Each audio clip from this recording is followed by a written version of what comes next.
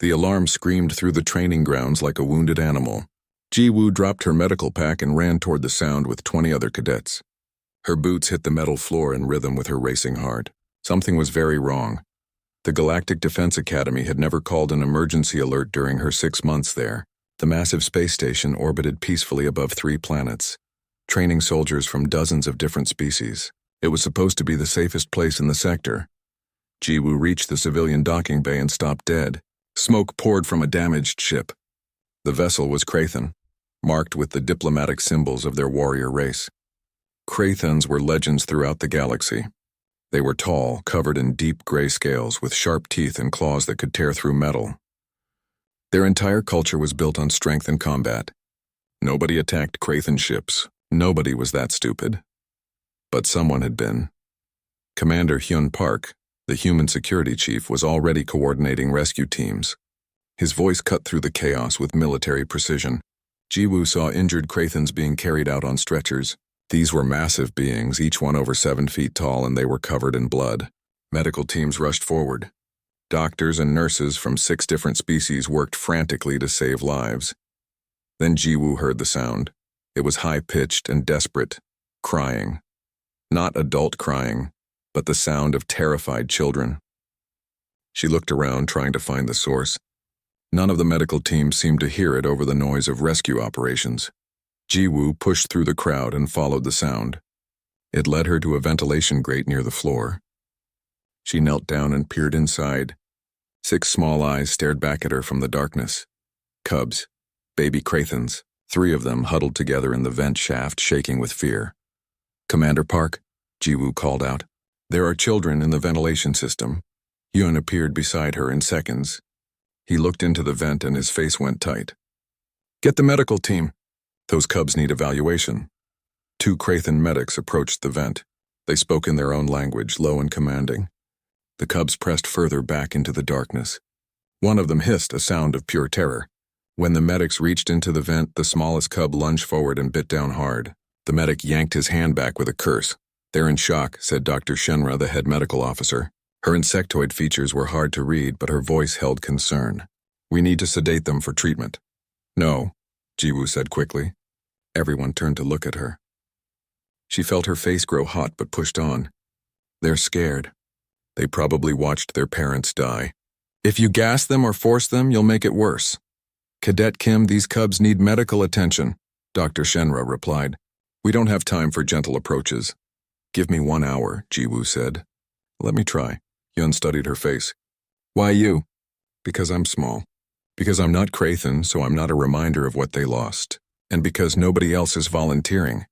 The commander looked at the medical team, then back at Ji-woo. 30 minutes. If you can't get them out, we do it my way." Ji-woo nodded. She removed her jacket, her boots, and all her equipment. She kept only a small emergency ration bar from her pocket. Then she crawled into the ventilation shaft on her hands and knees. The metal was cold against her palms. The space was tight, barely wide enough for her shoulders. She moved slowly, making herself as small and non-threatening as possible. The cubs watched her approach with terrified eyes. They were covered in dried blood, though she couldn't tell if it was theirs or from their parents. When she was about 6 feet away, Ji-woo stopped. She sat down cross-legged in the shaft and didn't look directly at them. Instead, she stared at the wall and began to hum. It was an old Korean lullaby her grandmother had sung to her when she was small. The melody was soft and sad and full of comfort. The cubs didn't move. Minutes passed. Ji-woo kept humming. Her legs began to cramp from sitting in the tight space, but she didn't shift position. She broke the ration bar in half and set one piece on the floor between them. Then she ate the other half slowly, showing them it was safe. More time passed. Ji-woo's voice grew hoarse, but she kept humming. She thought about her own family back on Earth. She thought about being far from home and scared. She thought about what these cubs must have felt, watching violence and death, losing everything in minutes. "I miss my family too," she said quietly in the common tongue. "I'm very far from home. Sometimes I get scared at night. Sometimes I don't know if I'm strong enough to be here." The largest cub, a male, tilted his head slightly. Krathens had excellent translators implanted from birth. He understood her. "My name is Ji-woo," she continued. "I'm training to be a medic. That means I help people when they're hurt. I want to help you, but only if you want help. You can stay here as long as you need. She went back to humming. Her 30 minutes were almost up. She could hear voices outside the vent, probably preparing to gas the shaft, but she didn't move. Then the largest cub took one step forward. Just one. His small clawed hand reached out and grabbed the piece of ration bar. He sniffed it, then ate it in one bite. He stared at Jiwoo for a long moment.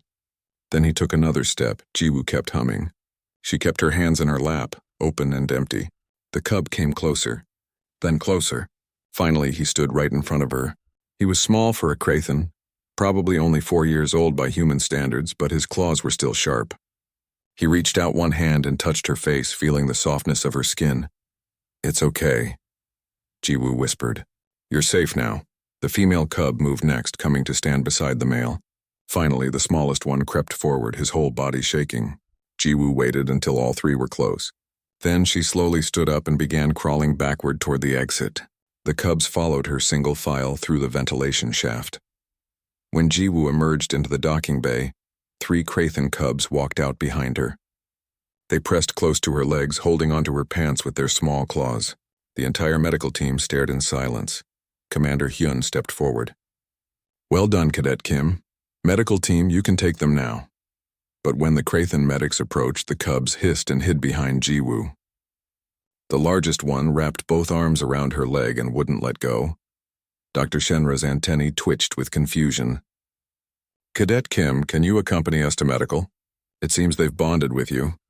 Jiwoo looked down at 3 pairs of frightened eyes staring up at her. She gently touched the top of the largest cub's head. He leaned into her hand like a cat seeking comfort. "Yes, doctor," Jiwoo said. "I'll stay with them as long as they need." She had no idea that those words would change her entire life. 3 days had passed since the attack, and Jiwoo had not returned to her dormitory once. She lived in the medical wing now, sleeping in a chair beside 3 small beds. The cubs would not let her leave. Every time she tried to step away, they woke up screaming. Dr. Shenra had examined them thoroughly, but only with Jiwoo holding their hands. The cubs had minor injuries and severe shock, but they would survive physically. Emotionally was a different question. Jiwoo's roommate, Tae-wan, brought her clean clothes and food. He was a kind engineering student with a gentle voice. "You're missing all your classes," he said quietly, setting a tray beside her chair. "The instructors are starting to ask questions." "I know," Jiwoo said. She looked exhausted. Dark circles shadowed her eyes. "But I can't leave them yet." Tae-wan looked at the 3 cubs sleeping in their beds. The smallest one, whom Jiwoo had learned was named Vorel, was holding her hand even in sleep. "What happens when they're discharged?" "I don't know," Jiwoo admitted. She found out the next morning. Ambassador Krelvoth arrived from the Krathen homeworld. He was an older warrior with scars across his scales and a voice that commanded instant respect. He came to medical with 2 attendants and spoke with Dr. Shenra in the hallway. Jiwoo could hear parts of their conversation. "The cubs will return with me to the homeworld," Krelvoth said. "They will be raised in the traditional warrior creche. It is our way." "Ambassador, these children have experienced severe trauma," Dr. Shenra replied. "I recommend a gentler transition. Krathen cubs are strong. They will adapt." "It is how we have always done things." When the ambassador entered the medical room, the 3 cubs were awake. Riktar, the oldest male, saw the tall Krathen warrior and immediately jumped in front of his siblings. His small body shook, but he bared his teeth in challenge. Shanet, the female, started crying. Vorel buried his face against Jiwoo's leg. Krelvoth stopped. His expression was hard to read. "I am Ambassador Krelvoth. I have come to take you home." "No," Riktar said in the common tongue. His voice was small but firm. "We stay with Jiwoo. She is not Krathen. She cannot raise you properly. You will come with me and learn to be warriors as your parents wanted." Riktar looked at Jiwoo, then back at the ambassador. "No." Krelvoth's scales darkened with frustration. He reached forward to take Riktar's arm, and all 3 cubs started screaming. Riktar bit the ambassador's hand. Shanet threw a medical tray. Vorel clung to Jiwoo with all his strength, his claws digging through her shirt. "Enough," Jiwoo said, stepping between them. "Ambassador, please." "You're scaring them. They must learn discipline. This is the Krathen way. Right now they're not warriors. They're traumatized children who need time to heal." The ambassador stared at her for a long moment. Then he turned and left without another word. But Jiwoo knew this wasn't over. That afternoon, Jiwoo received permission to take the cubs outside medical for short walks. They needed exercise and fresh air. She walked them through the academy's observation deck, where massive windows showed the stars beyond. The cubs held her hands tightly, one on each side, with Shawnette riding on her shoulders. They were walking past a restricted training area when security stopped them. The guard was a tall Valerian, his blue skin marked with security insignia. "Cadet Kim, these cubs cannot be in this section. It's restricted to authorized personnel only. I'm sorry. I'll take them back to medical right away. Wait here. I need to call Commander Park." Jiwoo's stomach dropped. Hyun arrived 10 minutes later, his face serious. He looked at Jiwoo, then at the 3 cubs pressed against her legs, then back at Jiwoo. "Cadet Kim, why are these cubs following you everywhere?" The question hung in the air. The entire corridor seemed to go quiet. Other cadets stopped to watch. Even the security guard leaned in to hear her answer. Jiwoo looked down at Riktar, Shawnette, and Vorel. 3 small faces stared up at her with complete trust. She thought about all the easy answers she could give. She could talk about medical protocols or temporary arrangements or trauma bonding, but none of those were the real truth. "Because they don't trust anyone else," she said simply. Hyun studied her face. "Come with me. Bring them." They walked to the commander's office in silence. The cubs stayed close to Jiwoo, their small hands gripping her pants. Inside the office, Ambassador Krelvoth was already waiting. So was Jiwoo's instructor Velnath and Dr. Shenra. "Cadet Kim," Hyun began, sitting behind his desk. "Ambassador Krelvoth has filed a formal complaint. He believes you are interfering with his custody of these cubs. She has poisoned them against their own kind," Krelvoth said, his voice hard. "They should respect Krathen authority. Instead, they cling to a weak human female. This is unacceptable." "With respect, Ambassador," Jiwoo said carefully, "I haven't done anything except stay with them when they're scared. You have made them soft. You have taught them to seek comfort instead of strength. They're children. They watch their parents die. They're allowed to be scared." Krelvoth's scales darkened further. "Krathen cubs must be raised by warriors in the warrior tradition. We do not coddle weakness. We forge strength through challenge. This has been our way for thousands of years." "And how many of your cubs grow up emotionally damaged?" Jiwoo asked. She knew she was being bold, but she couldn't stop herself. "How many become great warriors on the outside but broken on the inside?" The room went silent. Instructor Velnath, who was also Krathen, shifted uncomfortably. No one spoke to an ambassador this way, but Hyun held up a hand before Krelvoth could respond. "Ambassador, what exactly is your plan for these cubs?" "They will return with me to the warrior creche. They will be trained alongside other orphaned cubs. They will learn combat, strategy, and discipline. In 20 years, they will be warriors their parents would be proud of." "And in the meantime," Jiwoo asked, "who holds them when they have nightmares? Who tells them it's okay to be sad? Who lets them be children before they have to be warriors?" "That is not the Krathen way," Krelvoth said firmly. "Maybe it should be."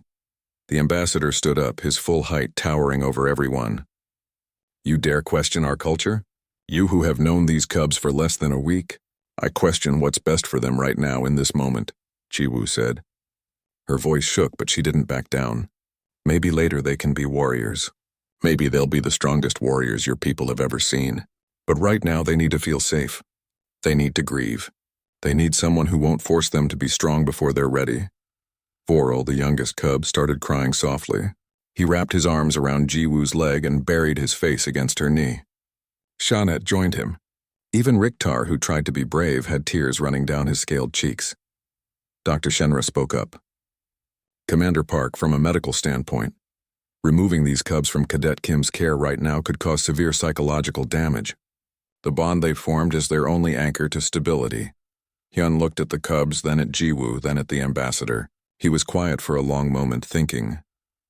"Ambassador Krelvoth, I respect your culture and your authority, but these cubs are currently on a Galactic Defense Academy station, which means they fall under my jurisdiction until permanent placement is arranged. I'm placing Cadet Kim on temporary medical leave. She will serve as guardian for these cubs until we can find a solution that works for everyone." Krelvoth's expression was unreadable. "This is highly irregular." "Yes, it is," Hyun agreed. "But these are irregular circumstances. Give me 2 weeks to find a better solution." If I can't, we'll revisit this discussion. The ambassador stood silent for several seconds. Finally, he nodded once and left the office without another word. When the door closed, Jiwoo felt her knees go weak. Hyun looked at her seriously. Cadet Kim, you understand what you're taking on? Yes, sir. You're responsible for 3 traumatized alien children. You'll miss classes. You'll fall behind in training. This could derail your entire career. Jiwoo looked down at the 3 cubs. They looked back at her with eyes full of trust and hope. She thought about all her carefully made plans, her dreams of becoming a combat medic, her goals for the future. Then she thought about 3 small children who had lost everything and decided to trust her anyway. I understand, sir, she said quietly, but they need someone right now. And apparently I'm that someone. Hyun's expression softened just slightly. Family quarters have been assigned to you. Report there by 1800 hours, dismissed. As Jiwoo walked out with 3 cubs holding her hands, she heard Instructor Velnoth speak softly behind her. That human female has more warrior spirit than she knows. The family quarters were larger than Jiwoo expected. There was a main living area, a small kitchen, and 2 bedrooms. The academy had provided 3 small beds, but the cubs refused to sleep separately. Instead, they pushed all 3 beds together and would only sleep if Jiwoo was in the middle. The first week was hard. The cubs had nightmares every night. They woke up screaming, convinced the pirates were back. Jiwoo held them and sang Korean lullabies until they fell back asleep. She was exhausted, but she didn't complain. She established a routine. Wake up at 600 hours, breakfast together, then lessons because cubs needed education. She taught them basic math using building blocks Taiwan brought from engineering. She taught them common tongue reading with children's books from the station library. She taught them about different species and cultures, but she also taught them to play. This was hardest for them. Krathan cubs were not taught to play. They were taught to train. But Jiwoo showed them games from Earth. She taught them to throw a ball back and forth. She taught them to draw pictures with colored pencils. She taught them to build towers from blocks just to knock them down and laugh. The first time Vor-El laughed, really laughed, Jiwoo almost cried. Other cadets started visiting. Taewon brought engineering projects and showed the cubs how to build simple machines. Minji, Jiwoo's best friend from the pilot program, took them to the flight simulators and turned it into a game. The cubs loved flying through virtual space, chasing asteroids and racing each other. Word spread through the academy about the human cadet raising Krathan cubs. Some people thought it was wonderful. Others thought it was wrong. The Krathan students especially had mixed feelings.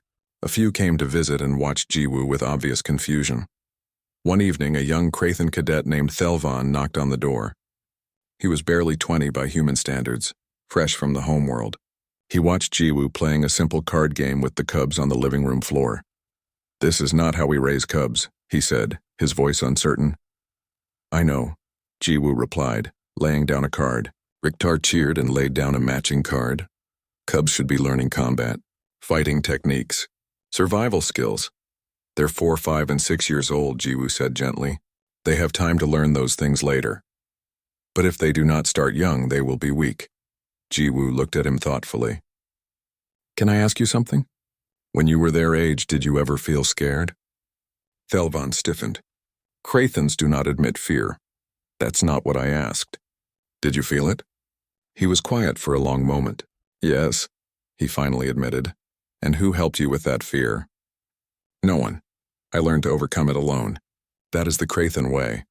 "How old were you when you stopped being scared?" Thelvan didn't answer. He watched Shanat jump up and down with excitement as she won the card game. He watched Vor-El hug Jiwoo in celebration. He watched Riktar carefully shuffle the cards for another round, his small tongue sticking out in concentration. "They seem happy," he said quietly. "They're starting to heal," Jiwoo replied. "Maybe later they'll want to be warriors. Maybe they'll be amazing warriors because they understand what they're protecting. But right now they're just kids who need to feel safe." Thelvan left without saying anything else, but Jiwoo saw him wipe his eyes as he walked away. 2 weeks passed. Then 3. Ambassador Krelvoth returned with a team of child psychology experts from the Galactic Council. They came to observe and evaluate whether Jiwoo's care was appropriate. The lead psychologist was a tall, thin being named Dr. Mireth, who had studied dozens of species. Dr. Mireth spent 3 days watching everything. She observed morning routines, She watched lessons. She saw playtime and meals and bedtime. She took extensive notes and said very little. On the third day, she asked to speak with Ji-woo privately, while the cubs were occupied with Taewon and Minji. Cadet Kim, I must admit something, Dr. Mirith said. When I came here, I expected to recommend immediate removal of these cubs from your care. The psychological community believed a human could not properly raise Kraithen young. Ji-woo's heart sank. And now? Now I'm not sure what to recommend. Dr. Mirith pulled up her notes on a tablet. These cubs are thriving. They're eating well, sleeping better, engaging in age-appropriate learning. Their trauma responses are decreasing. By every medical measure, they're improving. That's good, isn't it? Yes, but it contradicts everything we know about Kraithen development. Their culture has raised warriors for 10,000 years using strict protocols. Those protocols work for them. Yet here are 3 cubs being raised completely differently, and they're doing well. Dr. Mirith paused. So can you explain your approach? Ji-woo thought carefully. I'm not trying to raise them to be human. I'm trying to raise them to be healthy. I teach them about Kraithen culture and history. I tell them stories about their people's great warriors and heroes. But I also teach them that it's okay to be sad. It's okay to be scared. It's okay to need help. But traditional Kraithen teaching says that acknowledging fear creates weakness. I think it creates strength, Ji-woo said. If you know you're afraid but you act anyway, that's courage. If you never let yourself feel fear, you're just numb. That evening, Dr. Mirith and Ambassador Krelvoth observed dinner. Ji-woo made a simple meal, something the cubs liked. They sat together at the small table, and Ji-woo asked each cub about their day. Riktar talked about the new block tower he built. Shawnette described the picture she drew. Forel, who was still learning to express himself, simply said he was happy. After dinner, Ji-woo sat with the cubs on the floor. She pulled out a small digital display and showed them images of famous Kraithen warriors throughout history. She told them stories of bravery and honor. The cubs listened with wide eyes, then Riktar asked a question that made everyone freeze. Will we be brave like them someday? You're already brave, Ji-woo said softly. You survived something terrible. You kept each other safe. You chose to trust me when you had every reason not to trust anyone. That took more courage than most people ever need in their whole lives. But we were scared, Riktar said. Warriors are not supposed to be scared. Ji-woo pulled all 3 cubs close. Can I tell you a secret? Everyone gets scared. Even the bravest warriors, even those heroes in the stories. The difference is that brave people feel the fear and keep going anyway. Really? Forel asked, his voice small. Really? And do you know what else? It's okay to be sad. Your parents died protecting you. That's the saddest thing in the world. You're allowed to cry about it. You're allowed to miss them. Being sad doesn't make you weak. It makes you someone who loved them very much. Shawnette, who rarely spoke about her parents, started crying. I miss them. I know, sweetheart. I know. All 3 cubs cried that night, holding on to Ji-woo while she rocked them gently. It was the first time they had really grieved. It was painful and necessary and healing. Ambassador Krelvoth watched from the doorway, his expression unreadable. Dr. Mirith stood beside him, taking notes. After the cubs finally fell asleep, the 2 adults stayed to talk with Ji-woo. This is highly unusual, Krelvoth said. Yes, Ji-woo agreed. But does unusual mean wrong? In Kraithen culture, we do not encourage emotional displays. We teach cubs to be strong from the beginning. And has that worked? Are all Kraithens emotionally healthy? Krelvoth was quiet for a long moment. We have high rates of what you would call depression and isolation. Many warriors struggle with feelings they were never taught to process. Maybe, Ji-woo said gently. There's room for both. Teach them to be warriors later, but right now teach them that life is worth protecting. Give them something to fight for, not just something to fight against. Dr. Mirith cleared her throat. Ambassador, I'll be honest in my report. These cubs are receiving excellent care. Removing them now would cause severe psychological harm. I recommend continued placement with Cadet Kim, with the addition of Kraithen cultural mentors to maintain their connection to their heritage. Krelvoth looked at the 3 sleeping cubs, curled up together in their joined beds. For the first time since arriving, his expression softened.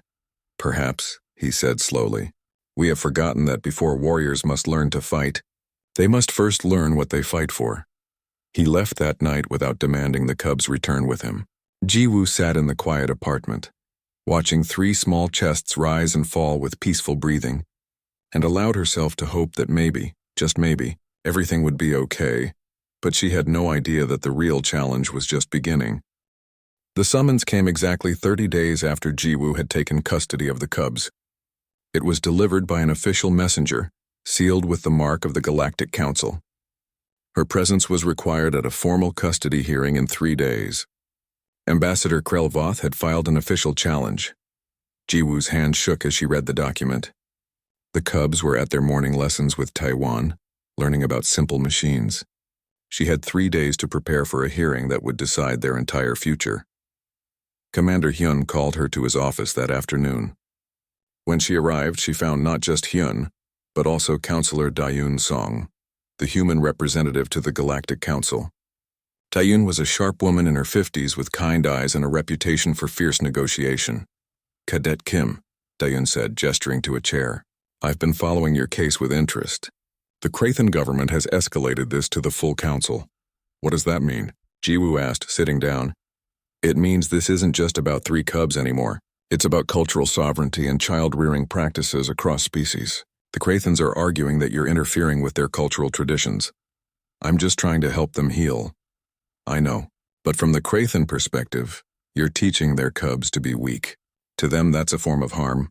Hyun leaned forward. The hearing will have representatives from a dozen species. You'll need to testify. You'll need to defend your approach. I can do that, Jiwoo said, though her voice wavered. There's more, Daun said carefully. A war master is arriving from the Krathon homeworld. His name is Threnkol. He's a keeper of ancient traditions, one of the most respected warriors in their culture. Why is he coming? Because he's invoked an old law. The trial of worthiness. Jiwoo felt cold. What is that? Hyun and Daun exchanged glances. Finally, Daun spoke. It's an ancient Krathen tradition. If someone wants to claim guardianship of cubs, they must prove themselves worthy by Krathen standards. Usually it's a test of combat skill and tactical thinking. It was designed for disputes between Krathen warriors, but technically, the law doesn't specify species. So he wants me to fight him? Not him specifically. He'll designate a champion. But yes, essentially, you'll need to prove your worthiness through combat. I'm a medic. I've had basic combat training, but nothing like what Krathen warriors learn. I know, Daun said gently. We're trying to get the challenge dismissed on technical grounds. But if we can't, you'll have a choice. Accept the trial or relinquish custody. Jiwoo thought about Riktar's smile when he learned something new. She thought about Shanette's drawings that she proudly displayed on the refrigerator. She thought about Vorel's nightmares that were finally becoming less frequent. If I refuse the trial, what happens to them? They return to the Krathen homeworld, to the warrior creche. Then I accept. Jiwoo, Hyun said seriously, you need to understand what you're agreeing to. Krathen combat trials are brutal. People get seriously hurt. Sometimes people die. I understand, do you? Because if you lose, you don't just lose custody. You could lose your life. Jiwoo met his eyes. If I don't try, I lose them anyway. At least this way, they'll know someone fought for them. Dayun studied her face for a long moment. You're either very brave or very foolish. Maybe both, Jiwoo said softly. The next 3 days were a blur. Hyun secretly arranged training sessions with instructor Velnoth, who taught her Krathen fighting techniques. Minji helped her build endurance with brutal running drills. Taewon kept the cubs occupied so they wouldn't worry, but the cubs knew something was wrong. Children always knew. On the second night, Riktar crawled into Jiwoo's bed long after he should have been asleep. Are you going away? He asked. Jiwoo pulled him close. No, sweetheart. I'm not going anywhere. The other cubs at daycare said the Krathens are taking us back. They said you can't stop them because you're not strong enough. Jiwoo's heart broke. Riktar, look at me. I promise you I'm going to do everything I can to stay with you. Everything. But what if you can't? What if they make you leave? She couldn't lie to him. Then I want you to remember something. No matter what happens, no matter where you go, you 3 are strong. You survived something terrible. You have each other. And you'll always have the things I taught you. Nobody can take those away. Riktar started crying. I don't want to go back. I want to stay with you. I know, baby. I know. Shanette and Vorel woke up and joined them. All 4 of them sat together in the dark, holding each other. Jiwoo sang her grandmother's lullaby one more time. The day of the hearing arrived. The Grand Assembly Hall was packed. Representatives from dozens of species filled the seats. Jiwoo wore her formal cadet uniform. The cubs sat in the front row with Taewon and Minji, their small faces scared and confused. War Master Threnkol entered like a force of nature. He was massive, even for a Krathen covered in ceremonial battle scars. His presence commanded instant silence. He looked at Jiwoo with eyes that had seen 1,000 battles. Ambassador Krelvoth presented his case first. These cubs are Krathen. They must be raised in Krathon traditions. The human, while well-meaning, is teaching them weakness. She encourages crying and fear. She teaches them to play instead of train. This is not our way. It has never been our way. Daeun presented the counter-argument. These cubs experience severe trauma. Cadet Kim has provided excellent care by any medical standard. They're thriving under her guardianship. Removing them now would cause psychological harm. Then War Master Threnkol stood. When he spoke, his voice filled the entire hall. I do not question the human's kindness. I question her strength. Krathen cubs must be raised by the strong so they themselves become strong. I invoke the ancient trial of worthiness. Let the human prove she is worthy to raise Krathen young. The hall erupted in conversation. Daeun stood quickly. This is inappropriate. Cadet Kim is a medic, not a warrior. The trial is unfair. The law does not require fairness, Threnkol replied. It requires worthiness. If the human believes she is worthy, let her prove it. All eyes turned to Jiwoo. She stood slowly, her legs shaking. I accept. Daeun grabbed her arm. You don't have to do this. Yes, I do. Jiwoo looked at the cubs. Riktar was crying silently. Shannet held Vorel tight. I accept the trial of worthiness. Threnkol nodded once. The trial will take place tomorrow at dawn. I will be your opponent. Combat continues until one party yields or cannot continue. Do you understand? Yes. You may bring no weapons. You may use no technology. Only your body and your will. Do you understand? Yes. Then prepare yourself, human. Tomorrow you will learn what it means to face a Krathen War Master. That night, Jiwoo couldn't sleep. She sat with the cubs in their apartment memorizing their faces. Minji came by and cried. Taewon brought her favorite foods that she couldn't eat. Hyun stopped by with tactical advice that she barely heard. Finally, late at night when the cubs were asleep, Instructor Velnoth came to visit. He sat across from her in silence for several minutes. You cannot win, he said finally. I know. Threnkol is a legend. He has fought for 60 years. He has never lost a trial. I know. Then why fight? Jiwoo looked at the sleeping cubs. Because they need to know that someone tried. They need to know that they're worth fighting for, even if the fight is impossible. They've lost too much already. I won't let them lose faith in people who care. Velnoth was quiet. Then he said something unexpected. That is the most warrior thing I have ever heard a human say. He left her with one piece of advice. War Master Threnkol respects courage above all else. He will not respect someone who gives up quickly. If you want to truly prove yourself worthy, you must show him that humans do not yield easily. No matter how much it hurts, no matter how impossible it seems, you must keep standing. That is how you win his respect. But not the fight? No, Velnoth said sadly. Not the fight. But maybe something more important. Jiwoo sat alone after he left, watching the cubs sleep. She thought about her grandmother's stories of Korean resistance fighters who faced impossible odds. She thought about every human who had ever stood up against something stronger because it was right. She thought about 3 small children who learned to trust again, and she decided that some things were worth fighting for, even when you knew you'd lose. Dawn came too quickly. Jiwoo kissed each sleeping cub on the forehead, whispered that she loved them, and walked toward the arena to face the impossible. The combat arena was an ancient Krathen design, circular and made of dark stone. Thousands of beings from dozens of species filled the seats. They came to watch history one way or another. Either a human would accomplish the impossible, or they would witness the end of an unusual experiment. Jiwoo stood at one end of the arena in simple training clothes. She looked small and fragile in the massive space. Across from her, War Master Threnkol stood like a mountain. He wore traditional warrior bindings and nothing else. His scales were covered in scars, each one a story of survival. In the front row, 3 small cubs sat between Taewon and Minji. Riktar held Shannet's hand. Vorel buried his face against Minji's shoulder, too scared to watch. Ambassador Krelvoth stood at the center of the arena. This is a trial of worthiness under ancient Krathen law. Combat continues until one party yields or cannot continue.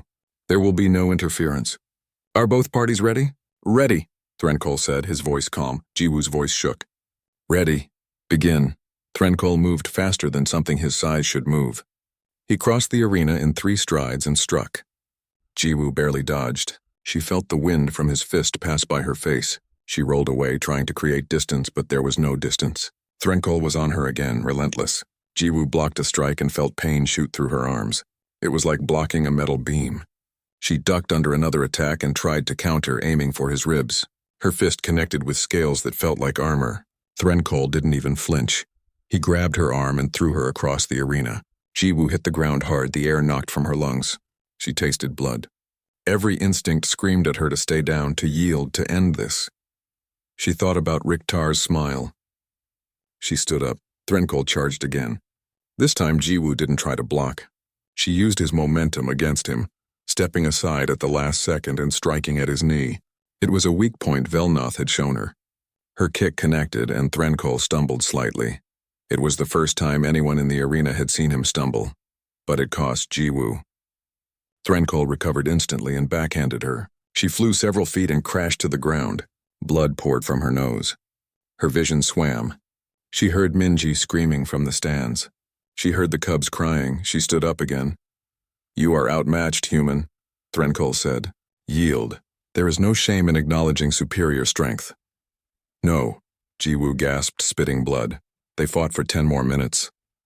It wasn't really fighting. It was Jiwoo desperately avoiding attacks and occasionally landing weak strikes that did nothing. Threnkol could have ended it at any time, but he didn't. He kept coming, methodical and relentless, like a training exercise. Jiwoo's left arm was probably broken. Her ribs were definitely cracked. She could barely see through her swollen eyes. Every breath was agony. She fell to her knees. Yield, Threnkol said again. Jiwoo looked at the cubs.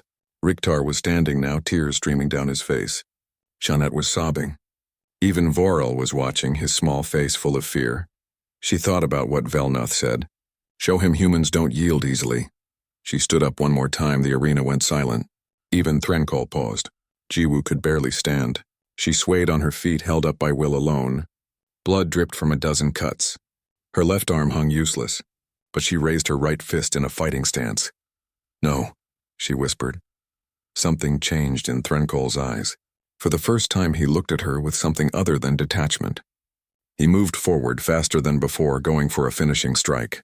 And then 3 small shapes rushed into the arena. Riktar, Jeanette, and Vorel broke free from Taewon and Minji. They ran across the stone floor and threw themselves between Jiwoo and Threnkol. Riktar spread his small arms wide, protecting Jiwoo with his own body. Jeanette hissed at the War Master, her tiny claws extended. Vorel wrapped himself around Jiwoo's leg and wouldn't let go. No hurt, Jiwoo, Vorel screamed in broken common tongue. She is ours. You no hurt her? The arena erupted. Security moved to retrieve the cubs. Ambassador Krelvoth shouted for order. But Threnkol held up one massive hand and everyone froze. The War Master looked down at 3 small cubs protecting a broken human with their bodies. Riktar stared up at him, terrified but defiant. The eldest cub spoke in perfect Krathan, his voice clear and strong. She is already proven worthy. She fights for us even though she cannot win. She stands even though she should fall. She does not yield even when yielding would be easier. Is that not what you teach? Is that not what makes a true warrior? Silence filled the arena. Even the medical team hovering at the edges stopped moving. Every eye was on Threnkol and the cubs. The War Master stared at Riktar for a long moment. Then he looked at Jiwoo, barely conscious but still standing. Then he did something nobody expected. He knelt. War Master Threnkol, legend of the Krathan people, victor of 1,000 battles, knelt in the arena before a broken human and 3 small cubs. I yield, he said clearly. The arena exploded with noise. Half the crowd was shouting in confusion. The other half was shouting in amazement. Ambassador Krelvoth looked like he might faint. Threnkol waited for silence. Then he spoke, his voice carrying to every corner of the arena. I came here believing humans were weak. I believed their softness would corrupt our young. I believed that encouraging emotion and comfort would destroy the warrior spirit that makes Krathan strong. He paused, looking at the cubs.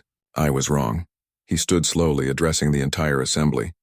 These cubs have shown me something I had forgotten. Before we can teach our children to be warriors, we must first teach them what is worth fighting for. The human has done this. She has given them safety, love, and the knowledge that they matter. She has taught them to grieve their parents, to trust again, and to protect those they care about. This is not weakness. This is the foundation of true strength. Threnkol looked directly at Jiwoo, who was now being held up by the cubs. She fought me knowing she could not win. She stood knowing she should fall. She refused to yield knowing yielding would end her pain, and these cubs learned from her example. They placed themselves in danger to protect someone they love. That is the highest Krathen value. That is what we claim to teach in our warrior creches. But these cubs learned it from a human medic in 1 month. He turned to Ambassador Krelvoth. I invoke my authority as War Master to declare this trial concluded. The human has proven worthy, more than worthy. I grant her the title of Den Mother, a position of honor among our people. The medical team rushed forward. Jiwoo collapsed into their arms. The cubs refused to leave her side even as the doctors worked. Dr. Shenra appeared, her insectoid features showing concern. 3 broken ribs, fractured arm, concussion, and severe bruising, she said quickly. But she'll live. She's tougher than she looks. Most humans are, Threnkol said quietly. Later, after Jiwoo was treated and resting in medical, Threnkol visited. The cubs were sleeping in chairs beside her bed, holding her hands. He stood in the doorway, looking at the scene. Ambassador Krelvoth and I have discussed the situation, he said softly. The cubs will remain in your care, but we would like to assign Krathen cultural mentors to teach them their heritage. Would this be acceptable? Jiwoo, her face swollen and bandaged, smiled. Yes, they should know their culture. They should be proud of being Krathen. And you will continue teaching them your human concepts, emotions, and comfort and play, if that's okay. Threnkol was quiet for a moment. I have been a warrior for 60 years. I have trained thousands of cubs in the traditional way. Many became great warriors, but many also became broken inside, unable to feel, unable to connect. I told myself this was necessary, that warriors must be hard. He looked at the sleeping cubs. But perhaps we have been wrong. Perhaps true warriors must first learn to be people. He placed one massive hand gently on Riktar's head. The cub stirred but didn't wake. Thank you, human. You have taught us something we had forgotten. 6 months later, Jiwoo graduated from the academy with honors. She accepted a position in the newly created Interspecies Family Services Department. The cubs, now healthy and happy, attended youth programs at the academy. They wore traditional Krathen warrior braids in their hair, but also colorful friendship bracelets that Jiwoo taught them to make. The Galactic Council passed new protocols for traumatized children of all species, based on the approach Jiwoo used. Ambassador Krelvoth personally apologized to her in a public ceremony and became an advocate for emotional health in Krathen culture. War Master Threnkol stayed at the academy as a cultural consultant. He began teaching young Krathens a new way, blending traditional warrior training with emotional awareness. His classes were the most popular in the academy. On Jiwoo's first day of work, a new case arrived. A frightened child from a species she'd never met. Traumatized by events she could only imagine, the child hid under a table, refusing to come out, refusing to trust anyone. Jiwoo knelt down and began to hum her grandmother's lullaby. Riktar, Shanat, and Vorel sat beside her. Together they waited patiently. After an hour, the child crept forward. It's okay, Riktar said gently in the common tongue. She helped us when we were scared. Now we help others. That's what family does. The child looked at Jiwoo with cautious hope. She smiled and offered her hand. Across the galaxy, news spread of the human who taught Krathens to feel and the cubs who taught a warrior to yield. Universities studied the case. Psychologists debated the implications. Politicians argued about policy. But in a small office at the Galactic Defense Academy, Jiwoo simply held a scared child and sang a lullaby from Earth. Beside her, 3 young Krathens who had lost everything and found something better demonstrated what they learned. That protecting the vulnerable wasn't weakness. That love wasn't softness. That teaching children they mattered wasn't coddling them for a hard world, but preparing them to make the world better. Ambassador Krelvoth later said in an interview that humans possessed a strange quality. They looked at the universe's harsh realities and refused to accept that harsh was all there could be.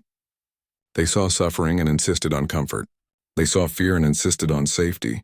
They saw children and insisted on childhood. Other species called it naive, impractical, weak. The Krathens called it what it truly was, the strongest thing in the universe. The will to care when caring was hard. The courage to be gentle in a galaxy that rewarded only strength. The stubborn, relentless belief that kindness mattered even when everything suggested it didn't. War Master Threnkol put it most simply in his final report to the Krathen High Council. We taught our children to fight. The human taught them why fighting matters. We created warriors. She created warriors who understand what they protect. In the end, her warriors will be stronger than ours because they fight for something rather than simply against everything. In the family quarters at night, Jiwoo tucked 3 cubs into bed. They insisted on sleeping together still, pushed into one giant pile of blankets and stuffed animals. She kissed each forehead and began her grandmother's lullaby. Jiwoo? Riktar asked sleepily. Yes, sweetheart? Thank you for not giving up on us. Thank you for not giving up on me, she replied. She turned off the lights and stood in the doorway, watching 3 small shapes breathe peacefully in the dark. Tomorrow they would learn more Krathen history. Tomorrow they would practice combat forms with War Master Threnkol. Tomorrow they would continue becoming who they were meant to be. But tonight they were just 3 children who were safe, loved, and learning that the universe could be kind. And that was enough.